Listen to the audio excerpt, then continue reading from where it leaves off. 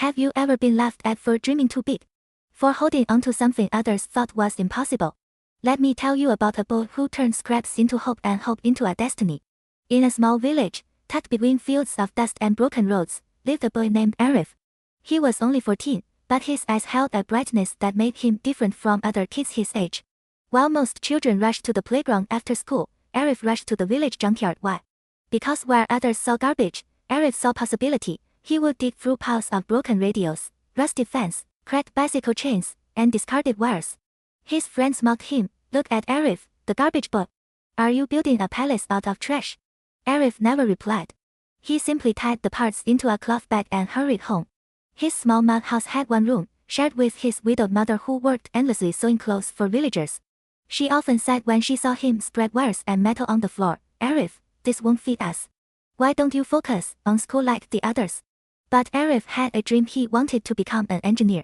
Not just any engineer, but one who would build machines to make life easier for poor families like his own. Every night, under the weak glow of a kerosene lamp, Arif tinkered with his scrap. His hands were often cut by metal, his clothes blackened by oil, but his determination never wavered. One day, he assembled a tiny fan using a discarded motor and some wires. It worked.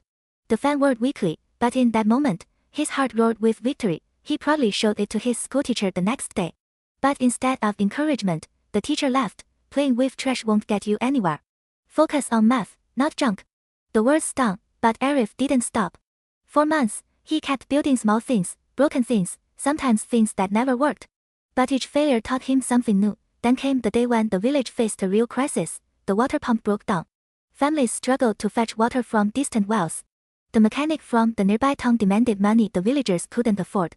While everyone panicked, Arif whispered to himself, "Maybe I can fix it." He ran to the pump, studied it carefully, and used his collection of scrap tools to work on it. Children jeered, adults shook their heads. But hours later, when the pump sputtered and fresh water gushed out, silence fell across the crowd. For the first time, people looked at him not with laughter but with respect. The repaired pump changed everything. Villagers started calling Arif whenever something broke: a bicycle, a radio, even small engines. He never asked for money. Instead, he asked for their old, broken parts. His collection grew, and so did his skills, but life wasn't easy. His school fees were overdue, and his mother's sewing could no longer keep up. Some days, they slept hungry.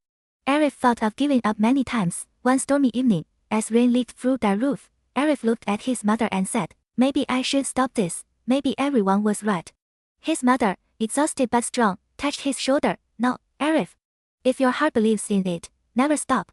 Scrap can rust, but dreams don't." Those words became his fuel. Months later, a regional science competition was announced in the nearby city.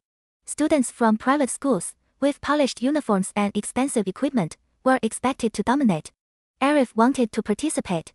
His mother pawned her only gold earring to pay for his travel. At the competition, other students sneered at him. His project was a small handmade wind turbine built entirely from junkyard scraps. Compared to sleek robotic arms and shiny models, it looked pathetic. But when the judges tested it, Arif's turbine lit up a bulb using only wind power. The hall fell silent. Then came applause, thunderous and unstoppable. Arif didn't just win the competition, he won a scholarship. That one project carried his name far beyond the dusty lanes of his village. Newspapers wrote about the boy who built dreams with scrap. Engineers visited him, offering guidance.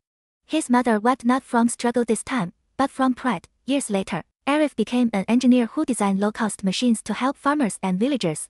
Wherever he went, he carried one message: dreams don't need money, they need courage. Even if all you have is scrap, build with it, fight with it, and never give up.